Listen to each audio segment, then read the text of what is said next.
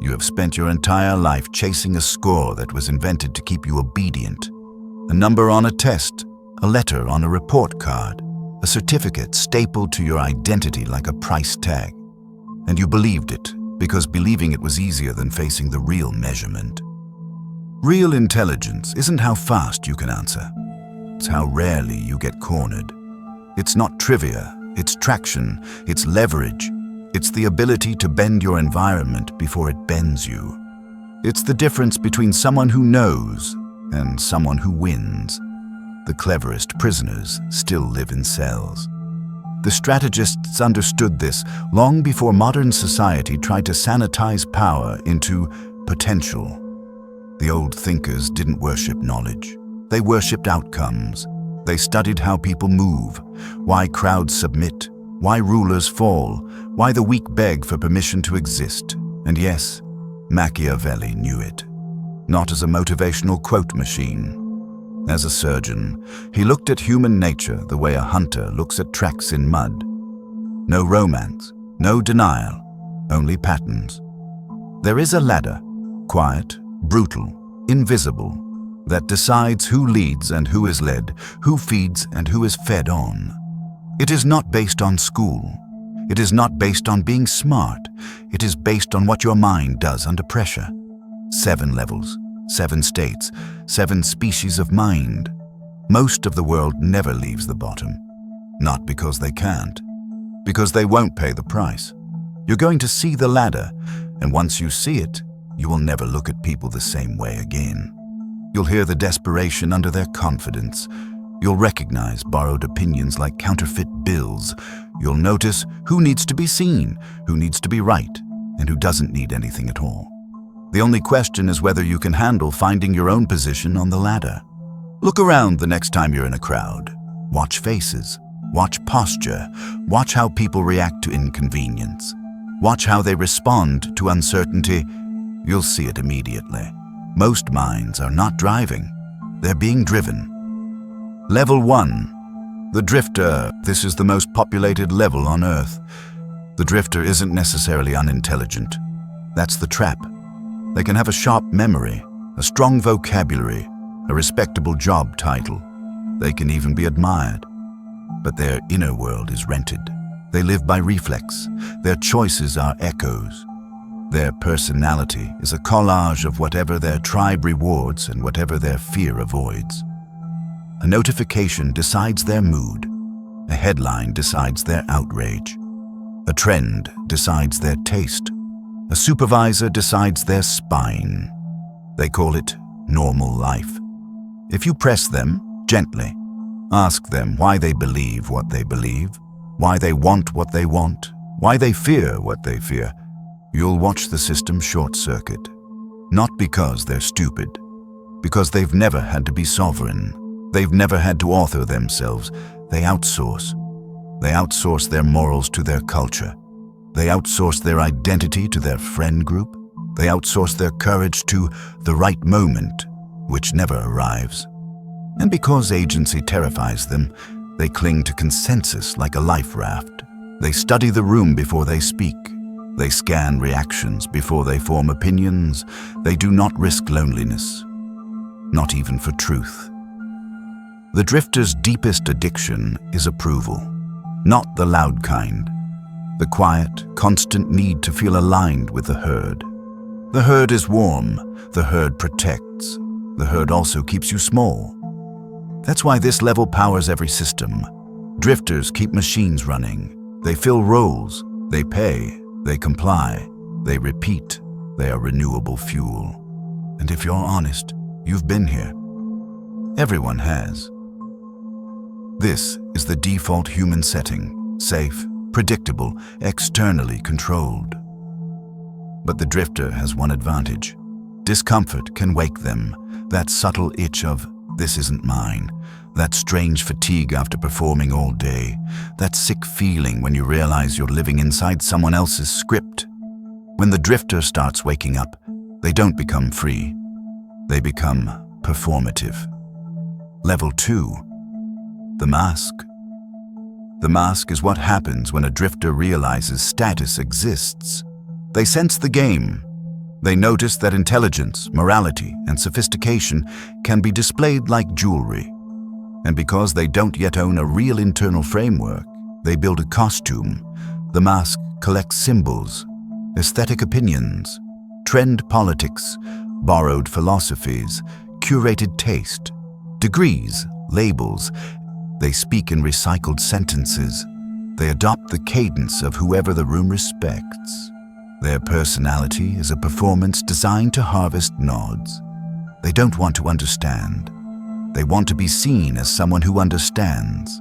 And the most dangerous part is how convincing it feels from the inside. The mask feels awakened compared to the drifter. They can spot the herd. They can mock the herd. They can diagnose the herd. So they assume they've escaped. They haven't. They're still dependent, just on a different audience. The drifter needs belonging. The mask needs admiration. Challenge a mask and you'll see it. Not by insulting them, by asking them to create. Ask them to solve something they can't quote. Ask them to build a system with no template. Ask them to think without a tribe's permission. They become brittle, aggressive, defensive. Not because they're evil, because they're afraid of being exposed. The mask is a hostage to reputation. They are constantly managing the illusion of competence. This is why they argue to win, not to learn. This is why they collect takes instead of building skill. This is why they panic when silence enters a conversation. Silence is where you find out what you actually know, and that terrifies them. If you've ever felt the urge to prove you're smart, to explain your intellect, to win debates like your life depends on it, this level has had you by the throat. But there is a point where the performance becomes exhausting, where applause stops feeding you, where you begin to crave something colder and cleaner than validation. That's when you enter the first real shift. Level 3. The analyst. This is where intelligence becomes useful. The analyst stops trying to look impressive and starts trying to be effective. They begin studying incentives. They notice patterns in behavior. They recognize that morality is often decoration and that people move based on appetite and fear. They stop asking, what should happen? They start asking, what will happen? The analyst sees the invisible machinery, hierarchy, status games, emotional debts, hidden agendas. They read rooms. They notice whose laughter is fake. They notice who is overcompensating. They notice who is eager to be led. They develop strategy. And strategy, at first, feels like freedom, because you can finally stop being confused. You stop being surprised. You stop getting blindsided by predictable human behavior. But level 3 carries its own poison, reduction. Everything becomes a calculation. Every conversation becomes a negotiation. Every friendship becomes a transaction. Every compliment becomes a tool. The analyst learns how to win, but often forgets how to live. They become suspicious, hypervigilant, always scanning. Because once you understand that people play games, you start assuming everyone is playing games against you. They collect leverage. They store information. They manage impressions. They practice restraint. And yes, it works. They climb. They get promoted. They become the smart one. They avoid traps others walk into blindly. They can disarm conflict with timing and tone. But look closer. Many analysts are still reacting to the board. They are still inside someone else's architecture. They are still optimizing within a prison, just more elegantly than the drifter or the mask. They can win the round. They cannot rewrite the rules. Which is why level 3 is where most successful people plateau. The world rewards analysts. Corporations love them. Institutions promote them. They are efficient. They are controllable. They are useful. But deep down, the analyst knows the truth. If you must keep calculating to survive, you're not free. Freedom isn't winning inside a cage. Freedom is the ability to break the cage open and not flinch. That shift requires something most intelligent people lack. Not knowledge. Will. Level 4, the commander. This is where the mind stops navigating and starts imposing. The commander doesn't merely understand people, they direct them, not through loudness, through certainty, through decisiveness, through the kind of internal gravity that makes others orbit. The commander is not obsessed with being correct. They're obsessed with outcomes. They move first, they claim space, they take responsibility. They accept conflict as a normal climate, not a personal tragedy. The analyst waits for perfect information. The commander acts on sufficient information. The analyst fears being wrong. The commander fears being passive. This is the first level where your environment begins to reshape around you. Not because you begged it to, but because you entered it like a force. People confuse this with aggression. It isn't. Aggression is emotional.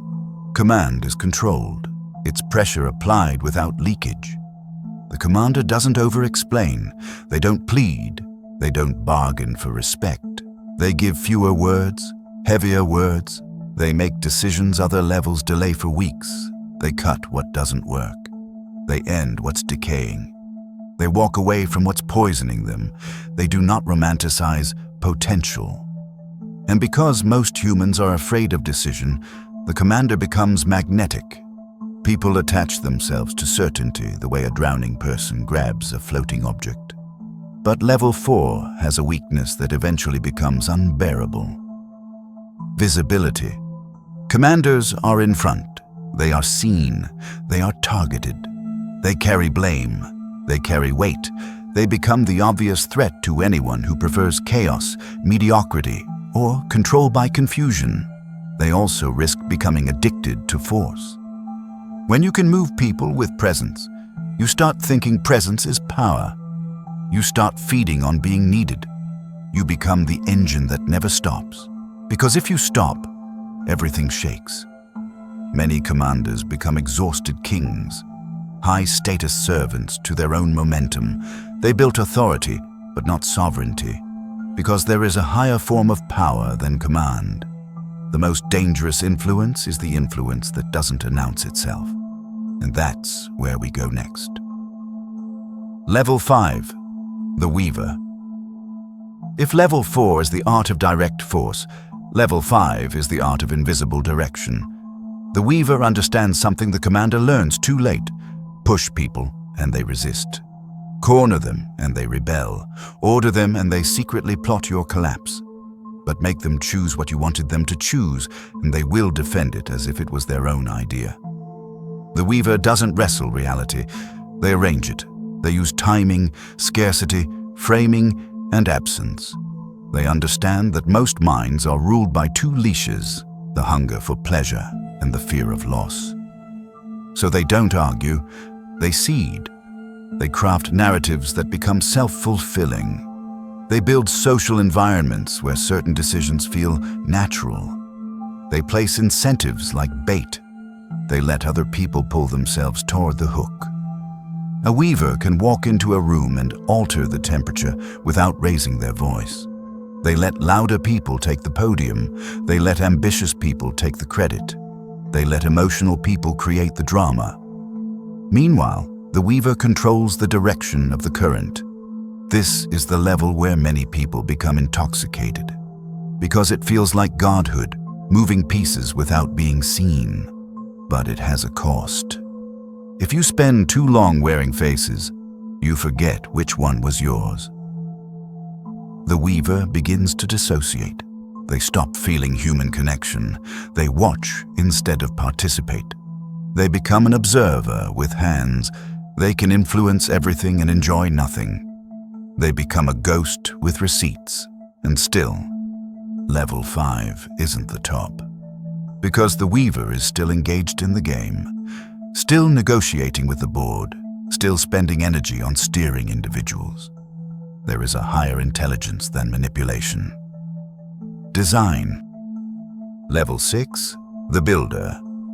The builder does not try to control people. The builder controls structures. They understand the most humiliating truth about humanity. Behavior is often not morality, it's architecture. Put people in a certain environment and you can predict them like weather. So the builder stops asking, "How do I convince them?"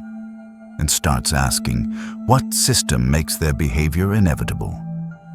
This is not about one conversation. This is about ecosystems. The builder creates platforms, institutions, cultures, incentives, networks. They don't chase power. Power becomes a side effect of what they build.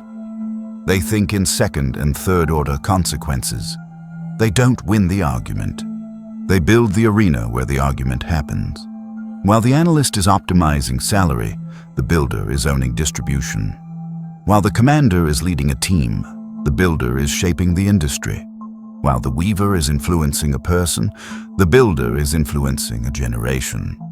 They understand that the loud war is entertainment. The silent war is infrastructure. And that is why this level is so rare. Because it requires a kind of patience most minds interpret as weakness. It requires the ability to delay gratification while weaker minds chase applause. But even the builder can be trapped, because the builder often bonds their identity to the thing they create. Their ego moves into the system. Their self-worth becomes tethered to outcomes, legacy, reputation, permanence. And if what they build fails, they feel personally amputated. So there is one level above even this, a level almost nobody reaches, because it is not an accumulation. It is a subtraction. Level 7, the sovereign. This is the level that makes everything below it look like noise. The sovereign is not the smartest in the room in the way people worship. The sovereign is simply the hardest to move. They have learned the final law. If you can't be bribed, bullied, shamed, or seduced off your center, you become untouchable. The sovereign is not attached to being liked, not attached to being right, not attached to being admired, not attached to being understood, not attached to winning every round. They are attached only to alignment. Internal rule, they can descend into the lower levels like wearing armor. They can become the commander when leadership is required. They can become the weaver when influence is needed. They can become the builder when creation is necessary. But they do not live there. They live in stillness. They do not need to prove. They do not need to chase. They do not need to explain. They understand a cruel secret. The more you need people to interpret you correctly, the more you are owned by their misunderstanding. So they become unreadable on purpose. They don't give emotional reactions away for free. They don't advertise their insecurities. They don't leak their intentions. They don't decorate their ego with public confession. They become a closed system, and that is why they are feared. Not because they threaten, but because they cannot be controlled through the usual keys. You can't press their buttons, because they don't leave the buttons exposed. The sovereign moves like water, direct when necessary, formless when watched. Now look back at the ladder. The drifter lives by permission. The mask lives by applause. The analyst lives by calculation. The commander lives by force. The weaver lives by influence. The builder lives by systems. The sovereign lives by self-rule. And here's the part you won't like. Most of you oscillate between level 2 and level 3. You know the game exists, but you still crave validation. You calculate, but you still fear conflict. You think strategically, but you still live in other people's frames. That's why you feel stuck. You don't need more information. You need a specific fracture, a break in the old training. Because the hardest jump on the ladder is not from ignorance to knowledge. It's from calculation to command, from fox mind to king mind. And that transition demands the one trait society punishes early, the willingness to be disliked without needing to repair the tension. Here is the key. The world trains you to explain, to soften, to justify, to negotiate your existence. It rewards you for being reasonable. It trains you to fear being called intense, arrogant, selfish, cold. So you learn to shrink your will. You learn to introduce your decisions like questions. You learn to say, "I'm sorry," before you even speak. You learn to pre-defend your boundaries with paragraph. You learn to ask for permission to take up space. That is the leash around your throat. To cross from level 3 to level 4, you must adopt a new law. You do not argue for your reality. You declare it through action. The analyst tries to win through logic. The commander wins through posture, timing, and finality. Not drama. Finality. You stop presenting your choices like they're up for vote. You stop pleading your case in imaginary courtrooms. You stop treating other people's discomfort as an emergency you must fix. You let tension exist, because tension is where hierarchy reveals itself. The person who cannot tolerate tension will always submit to the person who can. Watch it everywhere, in relationships, in schools, in families, in friend groups. The one who rushes to smooth things over is the one who loses ground. The one who stays calm while the air is sharp gains control without lifting a finger. This is not cruelty. It is composure with teeth. So how do you install it? You practice 3 things until they become instinct. You become slower, you become quieter, you become more final. When someone challenges you, you do not speed up. When someone doubts you, you do not over-explain. When someone disrespects you, you do not negotiate. You remove your attention like removing oxygen. People learn faster from absence than from lectures. This is the identity death most of you avoid. You must kill the version of you that performs goodness to buy safety. The version of you that confuses being liked with being protected. The version of you that believes if I just explain properly, they'll understand. They don't need to understand. They need to adjust. And adjustment only happens when your boundary is real enough to cost them something. This is where you become dangerous. Not loud dangerous, not chaotic dangerous. Quiet dangerous. The kind of dangerous that doesn't make threats, because threats are for people seeking control through emotion. Quiet dangerous is control through inevitability. You don't demand respect. You behave in a way that makes disrespect expensive. That is sovereignty. Now the mirror is back. Where are you? Are you still in the crowd, needing agreement before you breathe? Are you wearing a costume of intelligence and calling it identity? Are you calculating every move because you're terrified of conflict? Are you leading loudly, exhausted, carrying everyone like a burden? Are you influencing from shadows, losing your sense of self? Are you building systems, but still tethered to legacy? Or are you ready for the last step? Internal rule that does not depend on anyone's permission. Most people are not. Most people will hear this and turn it into entertainment. They'll nod, feel the dopamine, then go back to performing for the same audience that has been owning their choices for years. That's why I'm going to make this simple. If you want the free eBook that goes deeper, 100% free, leave a comment with the word sovereignty. Not a paragraph, not a story. One word, sovereignty. And don't do it to be seen. Do it as a signal to yourself that you're done being managed. Subscribe if you want, but understand the rule. This space isn't for everyone. Most minds prefer the comfort of the herd. They like their chains polished. They like their cage decorated. If you're still here, you don't. Leave sovereignty in the comments.